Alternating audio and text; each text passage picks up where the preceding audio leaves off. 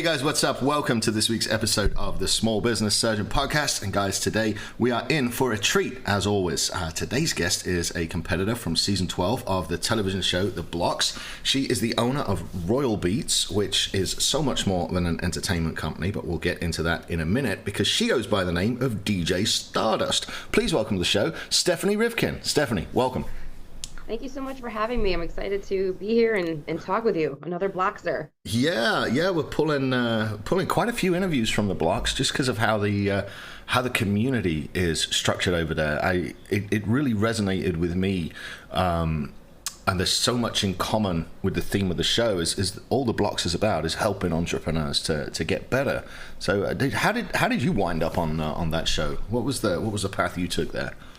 I mean, it was as simple as they flashed it in front of me on a Facebook ad or an Instagram ad, and I was like, entrepreneur question mark in the big letters is one of the things that caught me. And then I knew who Wes was from watching The Real World and Road Rules. Okay, yeah. It was from a long time ago, so I knew it was legit off the bat.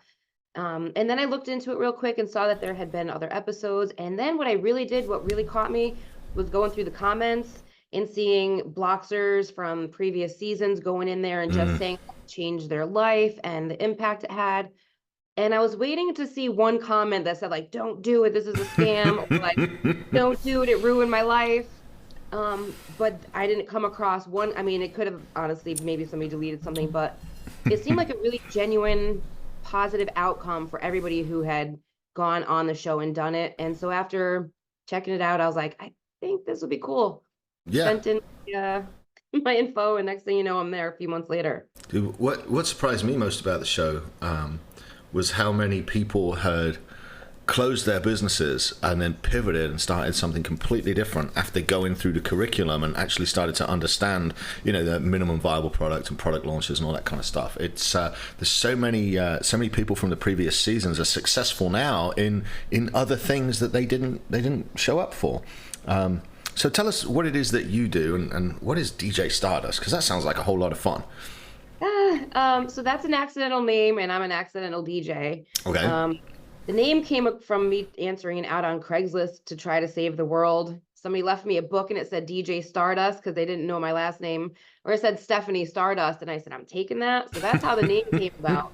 But I was just a little singer, a shy little singer. I became a karaoke host for somebody else's business, and then somebody else called me in to be a co-host, and then I was like, I'm just going to buy my own stuff. And my dad was also an entrepreneur, so I had seen him and how hard he worked, how many hours he devoted to it, how devoted he was to answering that phone and getting back to every client. And so I had an idea like how hard I would be working. But really what happened was I was just in the bar every night hosting karaoke and having fun with my friends.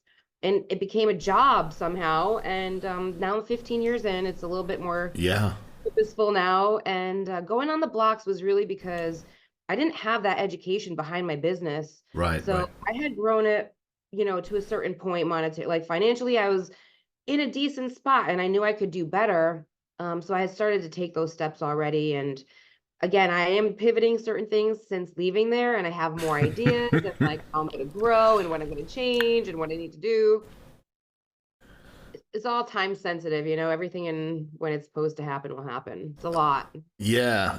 I really agree with that, and it is very advantageous when you go through a curriculum like that, and of course, being the small business surgeon, there was absolutely no pressure on me whatsoever. Like it was awful, but I knew much of what they were teaching, but wow, the detail and the depth they went into, and again, I was doing very well before I went on the Blox, but then afterwards I took a step back and looked at my infrastructure and made things a lot more robust. So it was a great experience for me. Let me ask you though, what would you say some of the biggest takeaways that you got from the show and some of the things you've implemented since you left? What would those be? Well, I started a podcast again, kind of like accidentally. Just a friend of mine and I talking, and we rebranded the whole thing already. I haven't launched it yet, but realized that if I'm going to be out there talking, it needs to be more with a purpose. So it's going to be more geared toward not like a DJ audience, but clients who are looking for help planning their events and like how to find people and what to do and what do they need and all that stuff. So the podcast is being revamped. Right. And then as far as my business goes, I'm going to be separate from my brand. So I'm going to be Stephanie Stardust, and then my business, Royal Beats, will be for me to host other DJs, Right. food services, and kind of separate myself from that so I can be running the business and not part of that business, which I'm kind of already doing both, but now it's going to be separate because I've kind of developed like a booking agent side to the business now, which wasn't there before. Like this came about accident. I feel like everything in my life is like, you know, it'll just happen when it's supposed to happen, and all the plans I've ever made kind of turn to crap. So opportunities present themselves, and I'm like, that's organic and natural. I'm going to follow that route. So I've kind of changed from being an entertainment company to being like an entertainment solutions company, where you're coming to me now because you don't want to deal with all the BS. Right. That's You don't want to go searching through this sea of DJs. You know, I'm now 15 years in business. I've got an established reputation, some, you know, awards and whatnot. So I also came from a hospitality background with an associate in hospitality. I come from a yachting industry where I've kind of seen top-notch service and entail. So bringing all of that into the business, incorporating a new CRM, which is going to help me run the business a lot more smoothly, because before I was coming from the world of hospitality where I was organizing details for like 10 other sales coordinators. And so my Word doc, I had a folder on my desktop and it had Word documents in it. And other people are using client portals, and I'm like, here's a Word document. So I really had to come into the now. And it's really just changed the way I'm organized behind the scenes, which is going to allow me to now grow the business with other DJs, with photo booth owner, well, not photo booth. I guess they're just going to be kind of like they're running it for me, independent contractors. Right. Right. More organized. Whereas before, when I started to try to like do a multi-op and have other people working for me, it was kind of, I want to say all these swears. I don't know if I can swear. It was Absolutely. Kind of Like, if it's relevant and if it's in context, go ahead. yeah, it was a shit show. I didn't know what I was doing. I don't have systems and processes in place. I don't have a, you know, the whole SOP thing. Like I'm learning now that I have to give some organization. Whereas before I'm like, this job is so easy. I could just tell you while you're there, you should be able to do it. Right. And Right. But yeah, it doesn't work that way with all people. Some people need visual, they need verbal, they need a little bit of practice. I think, I think we underestimate the importance of procedure. I mean, because essentially all your job is to teach the next person how to do that job, and then you step up to the next level. But I think we get very, very lost in that, inside of actually operating the business and, oh, get out of the way, let me show you, and that kind of thing. And you know, one of the lines I came up with on the Blox, they asked me why SOPs are so important, and I said it's because if you get hit by a bus, you're fucked. And true story.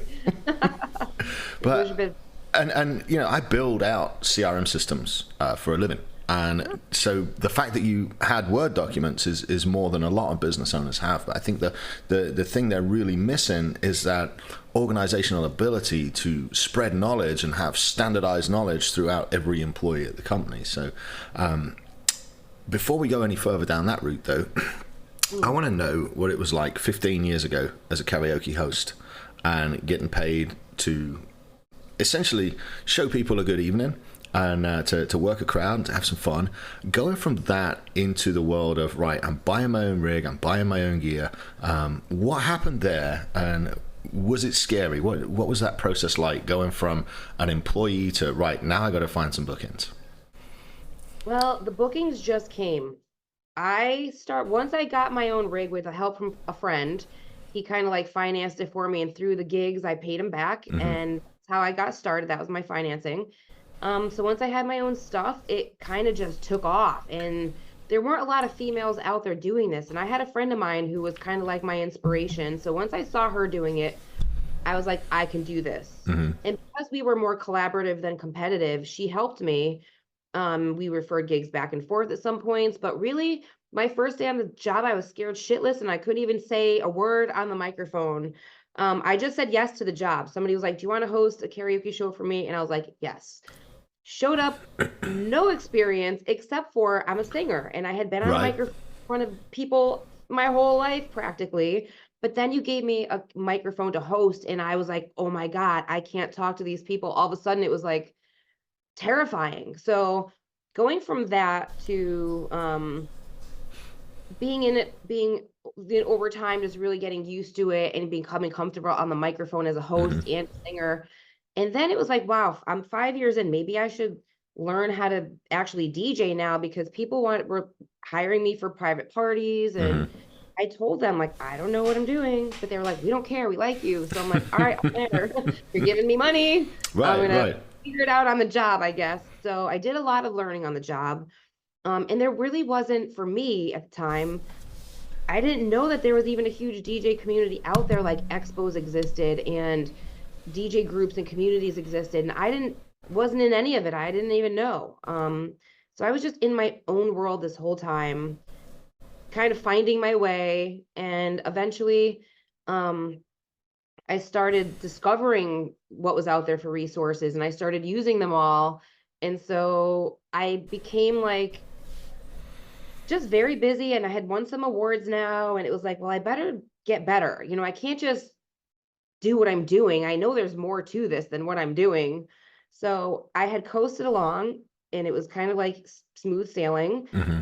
but I wanted to be challenged and I wanted to work hard. I wanted to feel like I was earning, the money, and I wanted to charge more. And I really wanted to develop the skills. I wanted to be a better MC. I wanted to be a better DJ. So Hmm.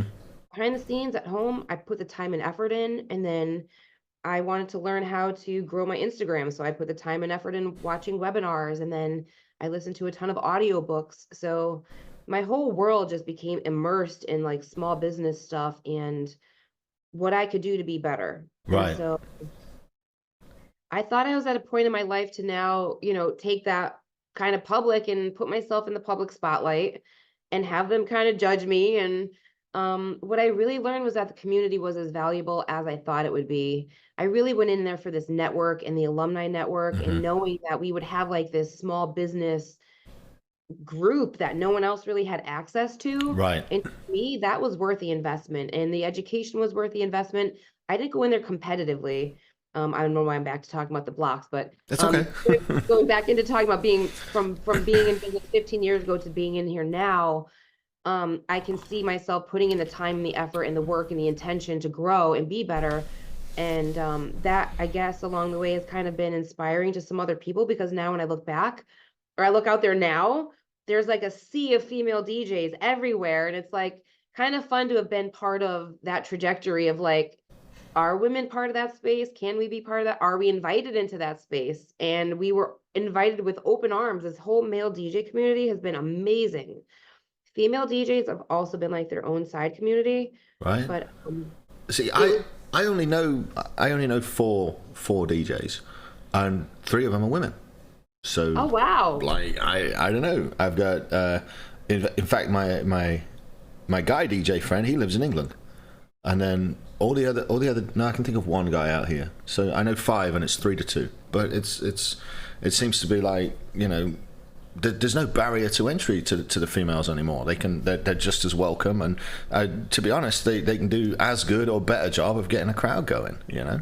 Well, you know what it is? It pisses off some of the men for sure. There's like and I don't care anymore. I've Right. definitely evolved over like, I used to care so much and I got called like too nice so many times that I figured, you know what, that is not a compliment anymore. Hmm. And I became more assertive. I'm not like that walk all over me, talk to me any way you want type of person I used to be. I'm learning how to have like more boundaries and a backbone because as a woman coming in, I didn't want to be called a bitch.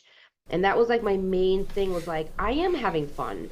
I am just kind of like, I am here accidentally. I'm not stepping on anybody's toes. Right. So there was always that fear of like, you come across the wrong way at that one gig to the wrong person and they're going to ruin your entire reputation. Hmm. So my reputation became too nice. And I definitely didn't like that over time. It just felt like that, like it was kind of more insulting, so I've kind of just became more stronger in character, and I find that that's helped me along the way too.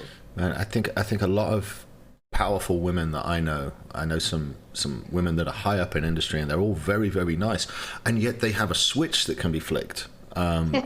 I don't know that they call it the bitch switch or not. I don't know. We're not going down that path. But they have a second personality they can bring to the front when they need it to stand and be strong. And I think that's a concern for a lot of women, is being like, am I overly aggressive? But I just want to let you know that no, you're not. Like, it doesn't matter in the long run what other people's opinion is. It matters, what you do and how you do it. So I want to talk a little bit about how you scaled your company and how you diversified into different verticals within the same niche. Tell me a little bit about that process. And because ultimately now, if I want an entertainer, I call you, I pay you money, and boom, I've got a show. I don't have any worries about that. I don't have any problems. I just pay you the money, the show happens, and the night goes the way it's supposed to. How did you go from being a DJ to integrating everything like lights and stage rental and other acts and everything else? How did you build that agency?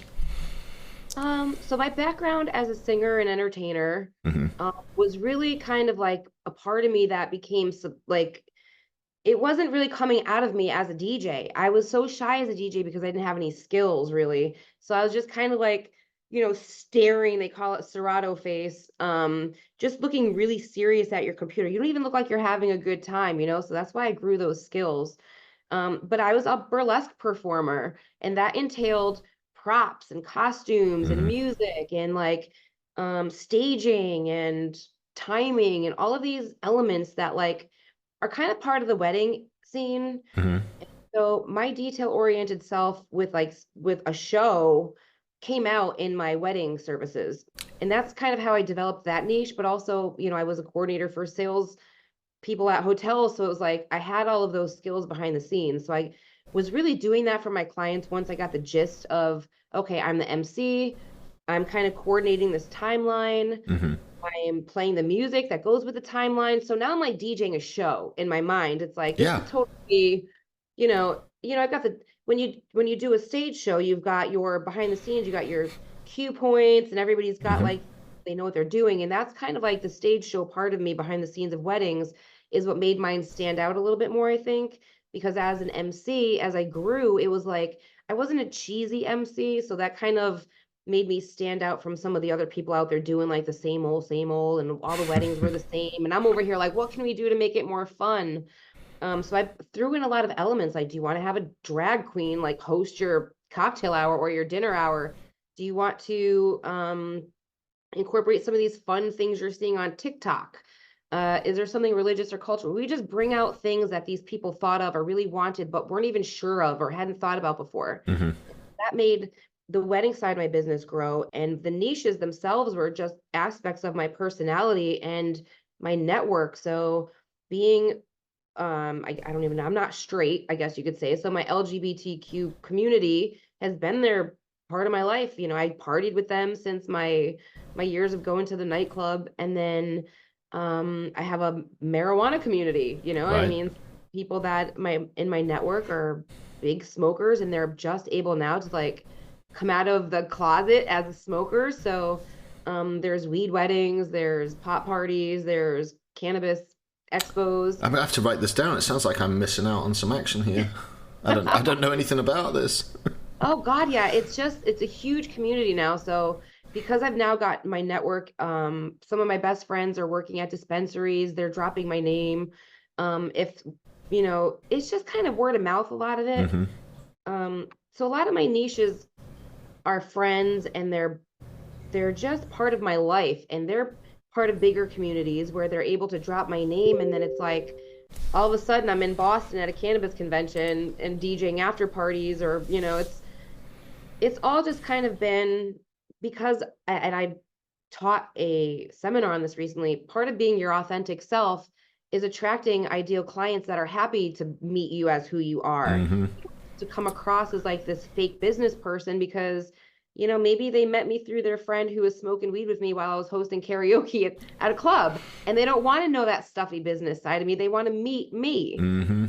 So that's kind of like being yourself and help the brand along. I want to go into that because so many people make that mistake, and I made it myself for years, in that you think that any business is good business. Let me use the real estate example. Who's your ideal client? Oh, anybody that wants to buy or sell a house. I'm like, nope. Right. No, it isn't. No. So, how did you discover that? Was it an accidental discovery, or how did you work around finding your ideal clients? Well, I started off accepting everybody and anybody because I didn't know what I was doing and I needed the experience. So I had cheap rates. So Mm-hmm. everybody was my client. And This is then the standard. This everybody does this. Like, don't be like afraid to share it. And guys listening, don't be afraid to learn from this, because this is like a 1,000% repeating pattern over and over. We need the work. I'm gonna go get the money. Oh shit, that wasn't enough money, and I didn't enjoy the job. well, that was a lot of it is that I was giving everything plus the kitchen sink. Mm-hmm. So that's actually, you asked me the question before, how did I add on lighting? How did I add on photo booths? Well, I realized that people wanted packages. So I'm like, well, I'm only a DJ and I'm getting turned down because I don't have a photo booth. I don't have lighting. Right. So, I mean, I learned the hard way. I went and bought some cheap lighting and I maybe ruined some pictures for some early weddings, when I didn't know what I was doing. Right. Um, so over time with the mistakes that I made, I created um, a budget for a, bigger lighting setup where it wasn't this big learning process of how to use it. Now I just hit a button from my DJ table and I'm controlling an entire room and creating a light show because I smartly invested Right.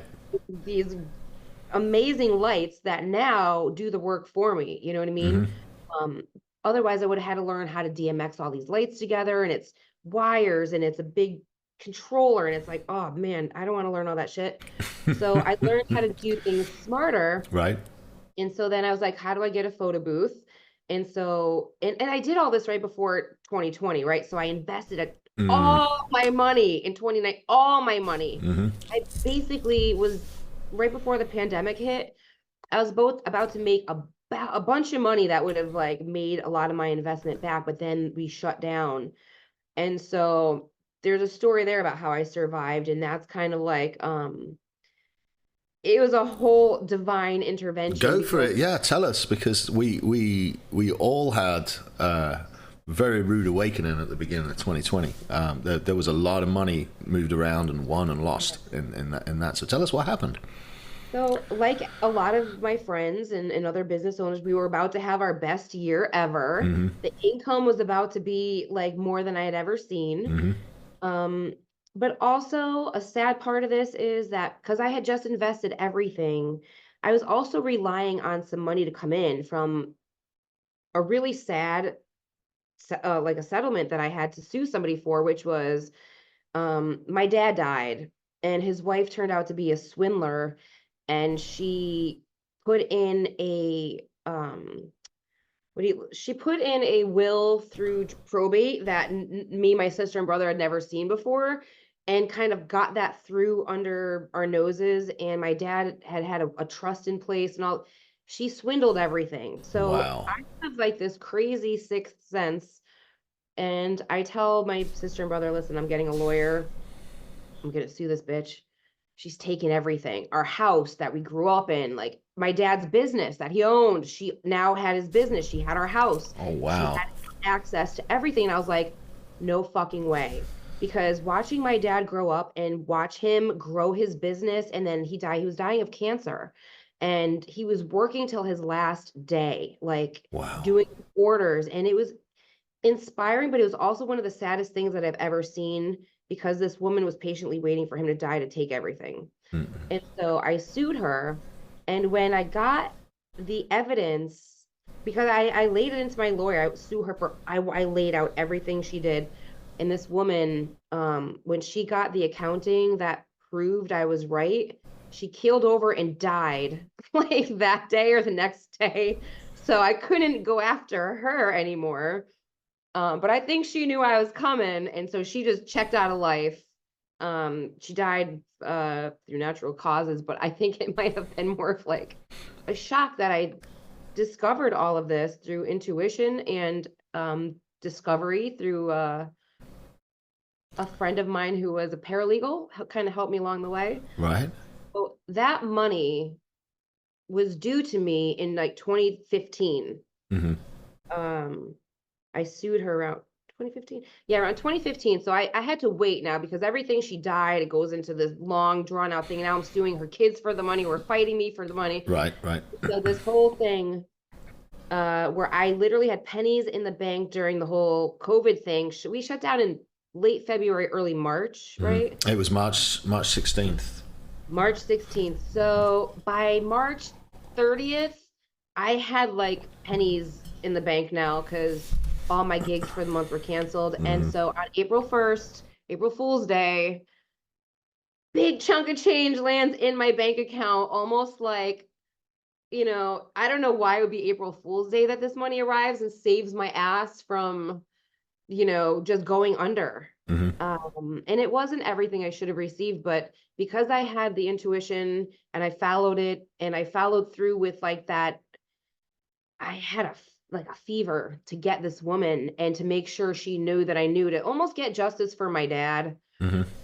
Because watching somebody work so hard for everything, and that business got us through our childhood. Right. My dad was able to buy boats and take us, into this world of boating and just his hard work alone. But a majority of it was his personality, which I think I was blessed with some of that. So I was able to kind of like find my community with my sense of humor, which people came and hung out with me and they kept me company at my karaoke nights. And then when my dad died, my community showed up for me. And when people bullied me, they showed up online and supported me. And it's just been a whirlwind of like, holy shit, I was going to be a school teacher.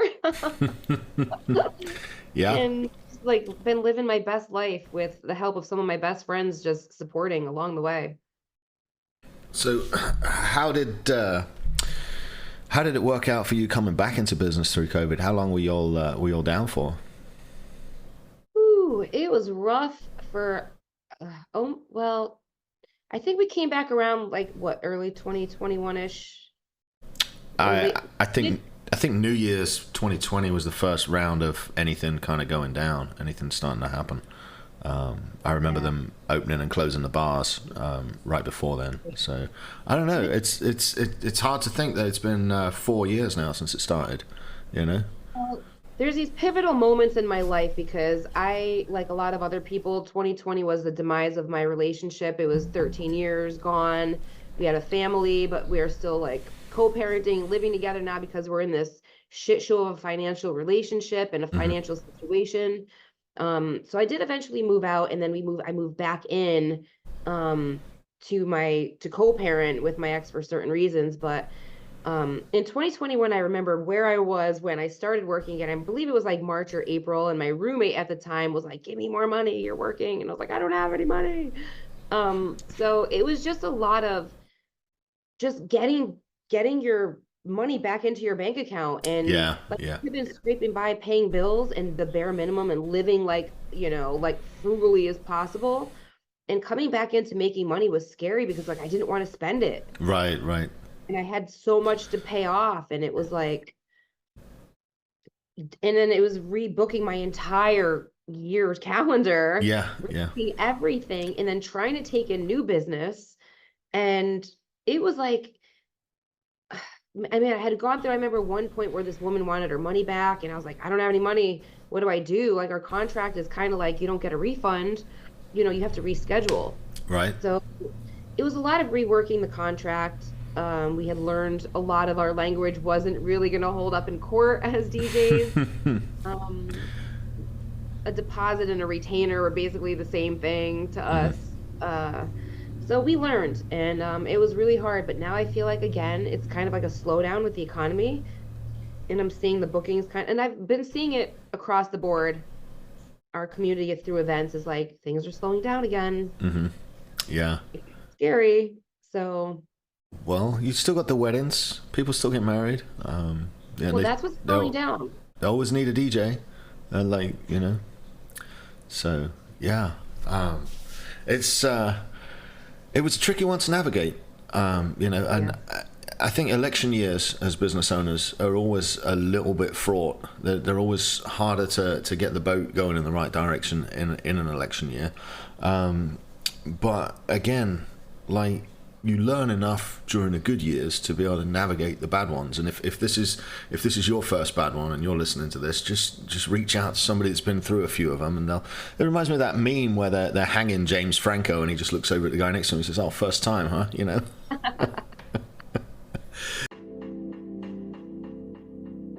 Or on the show, but if I did, it would be to tell you about the systems and processes I use for running businesses online, which you can find in our Facebook group over at followsam.live. All right, back to the interview.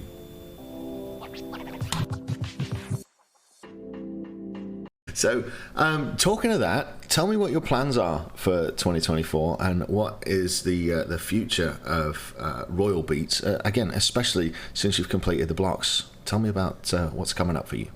There's funnels in my future. There's funnels everywhere.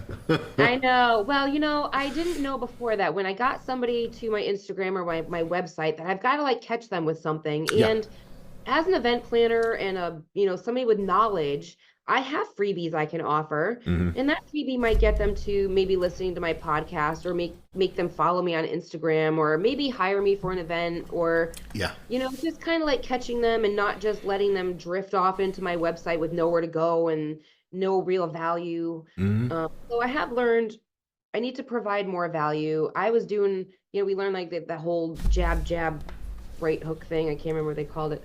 Oh, I didn't learn that. What is that? Well, it's like you can't just keep smacking them with like sales posts. No, what I'm doing is like, you got to provide some value or education. So, and I really just have backed off of social media altogether for a little bit right now because content-wise, I want it to be good, and so I hired a content creator, and I want her to take what I have and make it good. And then I want to put it out there. So reminding me to take some content right here. Yeah. So there's going to be funnels. I'm going to be outsourcing some of my important things that I think, when people go to my Instagram, they want to be wowed by the content. And if I'm just posting, I'm here, here's a flyer, here's a flyer, here's a flyer. I've got to change it up. And I've kind of burnt out on social media. I'm burnt out on... I think we all have. I think if social media went away, I wouldn't mind one bit. But I have a life. Yeah, but at the same time, it's the best tool that's ever existed for one guy to reach many, many, many people.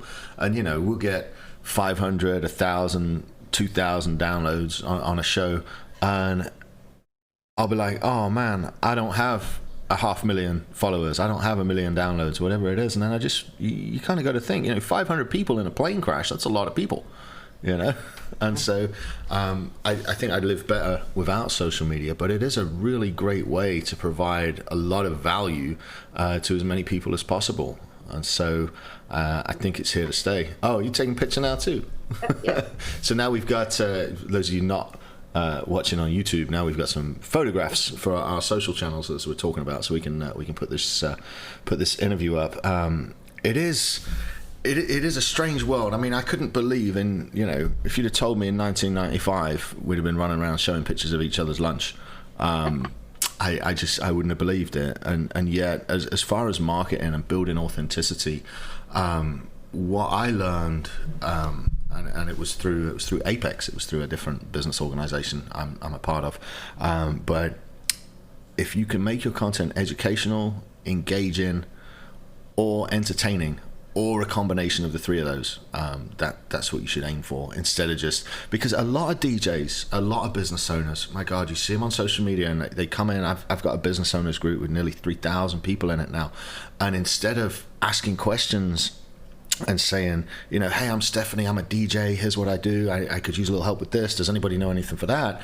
They will literally just come in and say, hey, I got a show Friday night, you should come. I'm just like, no, engage, show authenticity, show that you're a real person, and people will engage back with you. It's like what you did with building your initial DJ business. You did it in real life, face to face, and now again we got the opportunity to do it one to many on social media. And so I think a lot of guys miss out on that. So I want to ask, what was the most valuable takeaway that you got out of the Blox? Just that I came home with like a framework, and the building blocks, I guess you could say, to go in and intentionally Oh, fix the things that were wrong. I mean, I didn't have an education in business. I went to school for hospitality and, I was good with that, the behind the scenes stuff and the detail work and everything. But coming into my own business, like I have an accountant and she handles my accounting, but like hmm. I'm not budgeting and I'm not keeping track of like my event revenue and where my losses are. And I don't have a standard You operating should procedure. probably, yeah, you should probably get on that. Shit. That's the thing. That's a little, it's like one thing at a time right now because it's Yeah. like I was missing all of these tools. I was basically just focusing on social media. The money's coming in. Oh, I have money now. I'm going to buy some lights. I'll buy some photo booths and it'll make me more money. And then I'm not even counting the money that's going out and I'm not even paying attention to the money that's coming in. But one of the things I have now with my CRM is a whole graph and it shows me where the majority of my events are, what type of events they are, what money is coming in, who owes me money. So it's That makes me oh, happy. I'm so glad. oh, yes, it's changing my life. I mean, this whole CRM thing, it was scary to me. I had won like a free trial and I basically let it go to waste because I was like, this is way too much. I can't take my whole entire system and just change it and stick it in this thing. What if something happens to this? And like, Hmm. where are my documents? Where is everything? But the good news is I do have access to it. If something does happen, there are documents that are sent to my emails and stuff, Hmm. but it was a lot to just take my old way of doing things and just overhaul it. But I did it. It was scary. I'm still in the process of like tweaking it behind the scenes, but now that I see visually, it changes everything. It's not Oh some yeah. unknown number. It's not some scary process that I can't figure out now. It's just I plug in the information, it gives me the data. I can now make sense of the data, and so can my accountant. And then moving forward, it's like, okay, don't invest so much this year because you just put this much in. Get that money back, Hmm. and kind of like put money away. Well, I just I like to spend it as fast as it comes in. I think we all do. I think we don't have a spending problem. We got an income problem. We just got to go make more. Um, but I started building CRMs in 2014, which I think is yesterday still.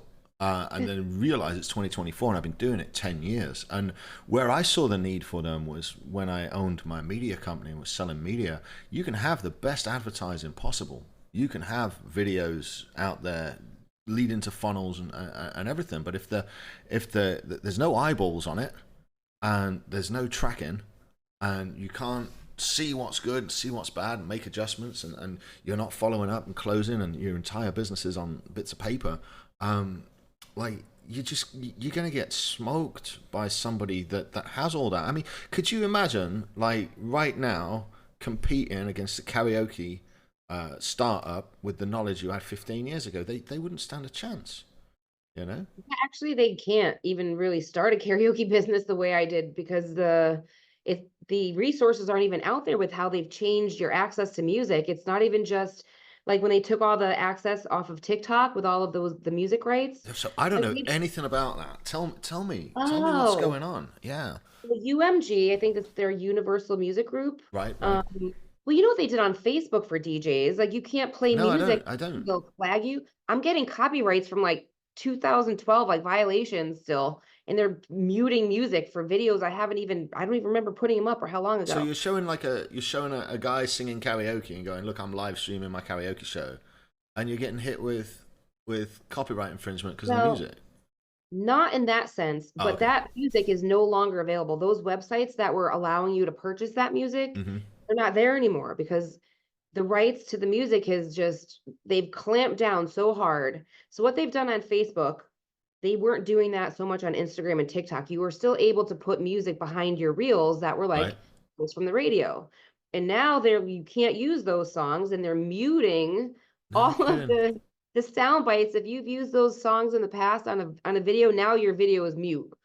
And Wow. it's just so strange to me why they're harping on music so hard and they're making it harder for us to create content. But what this is going to do is make it easier for producers and beat makers who don't have licensed music Right, to now right. have their So music go viral. it's a double edged coin there, isn't it? Because you've got your musicians who are getting just hosed in the streaming world because I think it was Snoop Dogg. It was in an interview the other week, and he said he'd done 1 billion streams on Spotify, and he'd made about 45 grand for 1 billion streams. Same. And then you've got the guys that are sitting in the kitchen with some guitars and effects and an audio processor plugged into a laptop that are getting to go viral, and they love it because 45 grand's like a lot of money to them. And I think it's like almost redefining how you succeed in music, is that if you can get your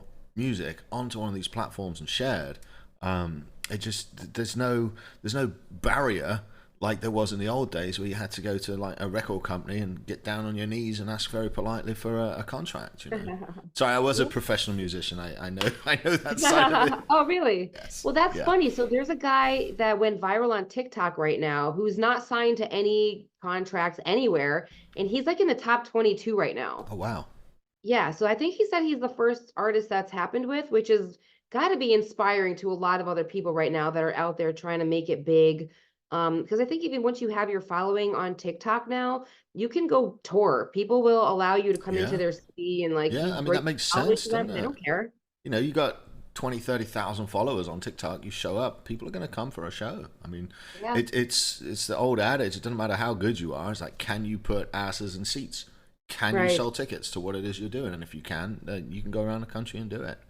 Man, I gotta ask. What is like the best banging songs like that get the crowd moving? What are some of the most popular songs that you see out there for us talentless hacks that want to look good at karaoke? Oh, karaoke. All right. So, oh God, there's the same old in karaoke. And I feel like with No, what's the one that nobody expects? Everyone goes, "Wow, that was a banger." This gotta be. Sorry. Because you can only hear "Living on a Prayer" so many times, surely. Man, I feel like I'm desensitized to all of it.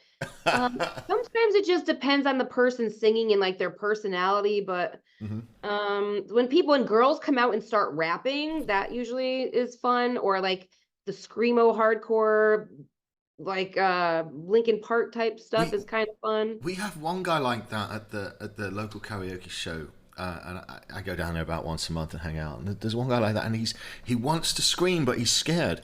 And it's the funniest thing to watch him. And I hope he learns. I hope he gets over that fear. But he's trying to do that kind of music, and it seems like he's trying to say it real quiet. But no, I was just trying to figure what songs are always a good one to play.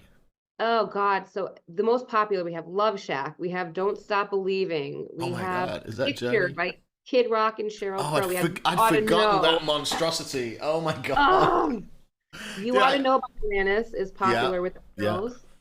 "Wannabe" by the Spice Girls is popular. No for kidding. No, "I Want It That Way" is a popular boy band song. that's true. Yeah. Yep. Sometimes you get some Britney Spears in there. Is Some it baby, oh baby, baby. is it true that every white woman between the ages of 35 and 45 knows all the words to "Shoop" by Salt and Pepper?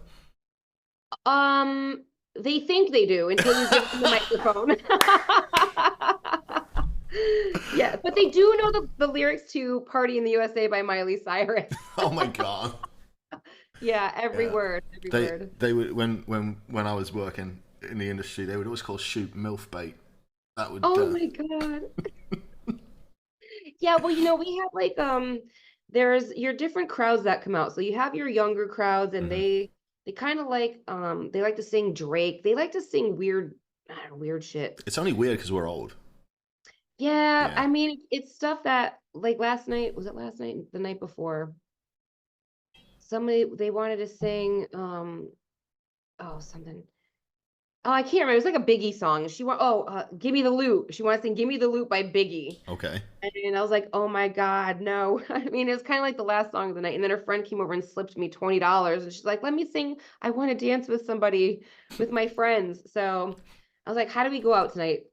$20 or Give Me the Loot. So I was like, give me the loot. And I took the $20, and then Give Me the Loot did not happen. And we listened to I Want to Dance with Somebody, which is another popular one with the girls. Man, the last live show I played in was an all request piano bar, and for $100 we played just about anything, and we had a great time, a great night. But yeah, you made me forget the persistence of drunk people in getting the music that they want to hear played. You know? Or when they want to sing and they forgot they already sang and they're like, when am I going to go? And you're like, what? You don't have another song? And they're like, I want to sing this song. And like, you already sang it. Oh Or, wow. yeah, recently somebody asked me to play a song, but I had already played it. So they do get really wasted. And then that's kind of when you go into that mode of like, well, I'm sober, they're drunk, stay calm. Like, don't freak out if this Yeah, person yeah, yeah, is yeah, an idiot, yeah, yeah, Um, Actually, I was just listening to one of your episodes. It was kind of like the thoughts or things. That wasn't the name of it, but you were talking about a lot of that stuff. Where like your thoughts, if if you're happy, yeah, think happy thoughts. Yeah, so that's kind of like I have to tell myself mentally, like I give myself these pep talks of like, let them be drunk, let them be young and dumb or whatever it is, because we've all been there. And yeah. At that point, you know, let's look at it this way, right? They're supposed to be drunk. They're in a bar. They're doing karaoke. They're supposed to get so drunk they fall down, laugh about it, get in an Uber home, throw up, right, have unprotected sex, and then go to school the next day. That's what they're supposed to do. So you're just right, facilitating that. Now you can be happy about it because they had a great night and they'll come back. And yeah, exactly. I I quit drinking about 7 years ago, almost 7 years ago, and I still about once a month I'll pop down to karaoke and see who's around because I still got some old friends out. But life is a lot better when you're not around drunk people. But I find that if you just remember that their mission that particular evening was to go and get nicely smashed and have a laugh, then you see, well, they're winning. They're winning in their day. They're having their time, and it's a win for them. So we'll just let them enjoy it, and we'll leave. That's kind of how it works. Yeah, I mean that's how if I wasn't that young dumb person getting drunk at the bar, I wouldn't be where I am now. So let's put it like that. Yeah, yeah. um, I mean the fact though, I was a young mom, so I had my first kid at 18. I have two boys now, and they're 15 years apart. But when I was a young mom, I was in college, and I went to college for 5 years, Hmm. and my fun time was going out on karaoke night and singing because I was a singer. And being a young mom, I didn't really have a lot of there was no Right. book back then. And and It and, came out and a couple years later. the karaoke's pretty cheap to go do as well. Absolutely. Yeah. And karaoke people that go are usually not, big spenders, Right. but they are there to have a good time. They're putting seats in the bar, and then your bar is full, and then other people are coming in and it looks good. But my repetitively going to that same spot and networking with those same people and having fun with them over and over again. I mean, I wasn't getting shit faced and having unprotected sex because I was like, I was in a relationship and I was very much like under a thumb and Sorry, I was very well behaved. I live in a college town, so I just speak as I see. Okay, so this isn't from experience. No, no, no. I was married at 21. I never did any of that stuff. No, not in my 20s, not in my drinking days. No, it was no, not for me. But like I see it. I live in a college town. The student population here they just revolve and revolve and revolve. And like the strangest thing for me is driving past the bar in the morning and seeing no cars in the parking lot, and I'm like, I know there was some drunk people in here last night. So like I kind of wish they wouldn't do that. I wish we could get an impression that like $20 on Uber is a lot cheaper than fucking up. It really is. Yeah, and So driving home. yeah. Yeah, there's definitely been some instances where I've, been concerned for people leaving the bar and I've tried to talk them out of driving right away. And I know some people have gotten DUI leaving my shows before, which is horrible because that's, life changing for Hmm. somebody. Yep. Yeah. Um, but again, I think because my route in life wasn't like straightforward and I had a kid at a young age and I didn't get to be that drunk young person till I was in my late 20s actually. Right. So then Right. I see people in their 20s and 30s getting drunk at the bar and I try, I'm not judgmental when I'm there anyway, but it's like I'm more understanding of people doing things at different ages now. And Hmm. the more accepting I am of them while they're out and around me and the more fun we have, we kind of develop that understanding or like that we have a non-judgmental zone. Yeah. And so I have created a really cool safe space where the LGBTQ community is kind of like on Sunday nights, we have a lot of trans people that come in and hang out. And I feel like that's awesome that this bar is somewhere they can come and not feel threatened or like some drunk guy is going to get out, because even the bartenders are accepting and everybody there is kind of like under the impression like this is a safe space and nobody's going to fuck with anybody. Right, And so right. it makes it cool to go into that environment, and you don't know who you're going to meet and who you're helping. I mean, I've gotten some of the best compliments ever came from like after having a good karaoke night, which is like, man, you made me feel like a rock star for like But that's 10 that's the minutes. job. That's the job. That's the win. The win is allowing these guys to come in, do their thing, escape from whatever it is that they're wanting to get out and have some fun, and then put them in a taxi drunk, leave them be, tell them have a good night. That's the goal. If you go to a bar and you end up in a taxi getting home, that's a win, right? That's Lucky. what you went out. Yeah, That's what you went out for, right? right. You're gonna be able to do that night again next weekend. You're gonna Exactly. live to tell the stories. So, Well, yeah, I've got a great job. I can't complain about most of it.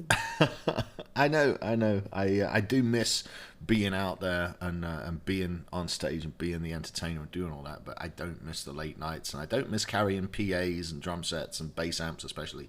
Don't miss any of that. I'm quite glad that's over. All right, Stephanie, I got just a couple more questions before I let you go because we are on a hard stop. But one of the things I'm a huge proponent of is continuing education, ongoing education. And so I like to read. And so I like to share books with the audience. And I was wondering if you'd read anything good lately and if you'd like to share any books with us. Yes. I'm gonna do a cheat sheet because they're in my Audible. That's all good. Yeah, I love A Audible. It lot. it shortcuts. It shortcuts a lot for me. I Okay. have it on when I'm driving. I have it on when I go to the gym. But I actually Yes. I read paper as well. I just have to use my finger to get down the line sometimes.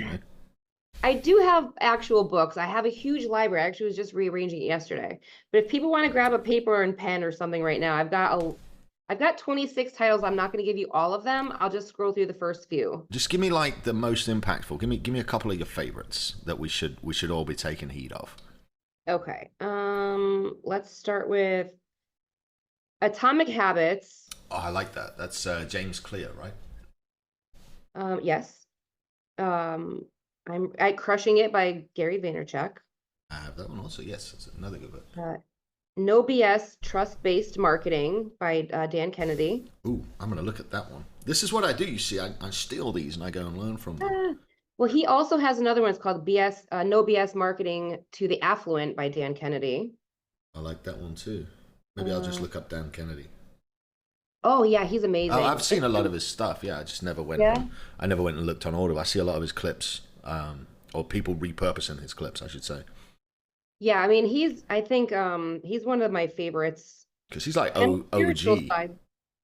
Yeah, Hmm. but and same with Gary Vaynerchuk. I mean, his book Crushing It was a lot of I mean, it's not like all brand new information or anything, but it's good to Right. hear it again. Oh, Branding is Sex was a good one. That one's really short and sweet. It basically the gist of it is your brand should make your clients want to have sex. Your brand should be so good, like they should just go to your website and get everything they need, and like there's no problems and everything is like smooth sailing, and now you have no problems, and now you can just go at the end of the night and just have sex. I'll look into that. This one I just started. It's called "What's in It for Them" by Joe Polish, Hmm. and I mean, a lot of us are very sales oriented to where like me, me, me, me, me, but our clients want to know, well, what about me? Like, what's in it for me? So what am I getting? And then, so if you go to my website, I've had to change some of my stuff around because it's like I'm selling myself on there instead of selling the end result, which is Hmm. what I want them to. So right now Right. I'm trying to use AI and I can't get these images right just yet. I got to get the right program. This is my vision. I'm trying to get to create a couple arguing over wedding details. So I got one right now where they're sitting on a couch, there's papers all sprawled out. And then I want the next one to be the couple making out in a closet on their wedding day. Cause like I want them to see like this is how you might feel, but then you hire me. And Hmm. then next thing you know, you're gonna be in the closet having sex on your wedding day. Cause that's the kind of branding I'm kind of going for based on that book. Got it. It's easier if you do that in a restroom because there's a sink and a lock. Closets generally don't lock. So just if you're fucking at a wedding, just bear that in mind. A safe space where nobody's gonna get hurt, and then you can make it to the reception, unharmed. Your clothes aren't wet or damaged. Too wet. They're not too wet. All right. Damn it, we got off track. All right, I got one more question for you, and then I'm gonna let you go. This is one I ask. This is one I ask all my guests. If you could go back to Stephanie from 15 years ago that was starting her DJ business and tell her something, what's one of those one pieces of information that you would drop onto her? Stop caring what people think about you and what you're doing. Yes. Don't worry about the people who think you're gonna fail. I mean, if I didn't have faith in myself and I let all of the doubters tell me how scary it was for them that I was starting my business, I would have just given up because no one had faith in me but me. 100% So I would agree. Yeah, just have your own faith in yourself and don't worry about what anybody else thinks because it prohibited me from reaching higher levels as I was getting started. I worried too much. Yes. And I would have gotten further faster had I not done that. It's interesting you say that because it's so easy to say, and it's so easy to sit here. I mean, I don't know. I don't care how old you are, but I'm in my 40s, right? It's so easy to sit here and hear that in your 40s and go, yeah, that's totally right. But for you guys in your 20s, it's a lot harder to not care what people think. And so just bear in mind what Stephanie's telling you is that, like, really don't care. Focus on your goals. Focus on being the best version that you can be and building the best company you can build, and just don't care. Wonderful advice, Stephanie. Yeah, prove them wrong, right? Yeah. Show them. Yeah, absolutely. All right, before we go, where can people that have enjoyed the show find out more about you and visit you on the internet? On Instagram, I am at DJ Stephanie Stardust. On Facebook, I am Royal Beats DJs or DJ Services. And TikTok is Stephanie Rivkin. And I know they should all be the same, but they're not because they all started at different times with different purposes. All good. It's okay. All right, look, I'm going to make sure we get those links in the show notes for you. Thank you so much for hanging out with us today, Stephanie. It's been an absolute pleasure. Thank you so much. It was great talking with you. All right, guys, that's going to do it for today's show. Please go and check out Stephanie's stuff, DJ Stardust. She's got an amazing journey that she's had, and you can see her in season 12 of the Blox that will be airing a few months from now. All right, that's going to do it from me for today. You'll be good, stay safe, and I will see you this week for Friday Fire. Bye. Bye. All right, guys, that's going to do it for the show for today. Thank you for listening. If you've enjoyed the conversation that we've had and you want to learn a little bit more about the systems and processes involved in running businesses online, join our Facebook group over at followsam.live. All right, that's it from me for today. You'll be good, stay safe, and I'll see you next week.